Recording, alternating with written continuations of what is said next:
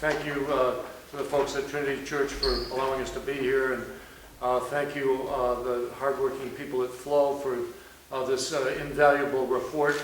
I am Bruce Wallace, Chair of the National Wildlife Federation. I have a very personal interest in this subject matter.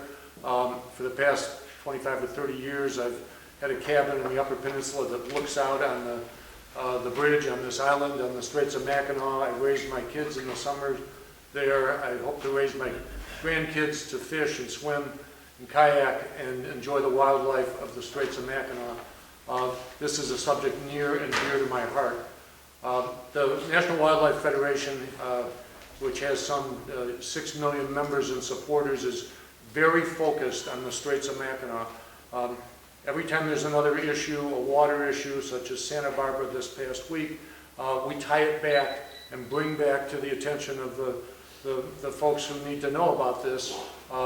The Straits of Mackinac are poised for the same risk. National Wildlife was within 24 hours of the spill in the Kalamazoo River, was at that site and involved, and within a period of time not long after that tragedy, recognized and began to ask the question, where else have we got pipelines like this in the Great Lakes watershed? Where are they? What do they consist of? How old are they? And by the year 2012, we completed a pretty comprehensive study called Sunken Hazards, in which we identified and tried to bring to public attention the fact that there are these two 20-inch diameter pipelines under the Straits of Mackinac. 2013, we commissioned watercraft and divers to inspect and photograph and film the condition of this pipeline, because as we all know, Enbridge, if they've done that, have not allowed us to see the results of their own inspections.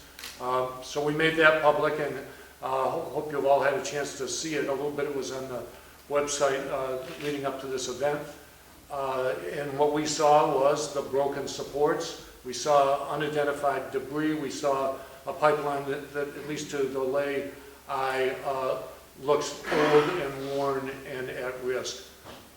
The next year, we commissioned faculty members at the University of Michigan. Our Great Lakes Center is based in Ann Arbor, and this was convenient for us to do. And they included the leading flow experts in the country relative to the oscillating flow of water through the straits and under the straits here. That oscillation and the risk that it poses, you're going to see shortly a diagram, a modeled diagram of using very conservative assumptions about a given spill or spill risk. That oscillation pushes water from Lake Michigan to Lake Huron, to Lake Michigan to Lake Huron on an alternating basis with a force greater than, by some order of magnitude, the force of all the water going over Niagara Falls at any given time. So it's a certainty, not speculation, that if a spill occurs, when it occurs, it's going to have devastating consequences far beyond the straits themselves. And this model, as I said, was very conservative. A few hours, a small spill, but as you have pointed out to you, there's over 600,000 gallons between the two valves.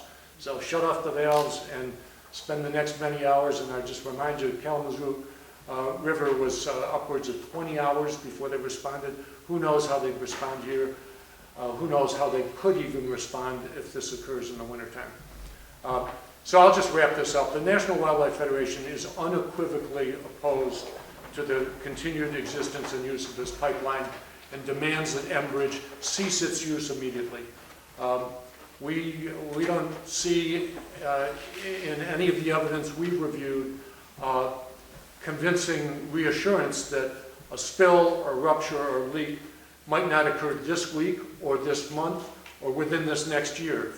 We can't afford to keep talking about it while the product still flows.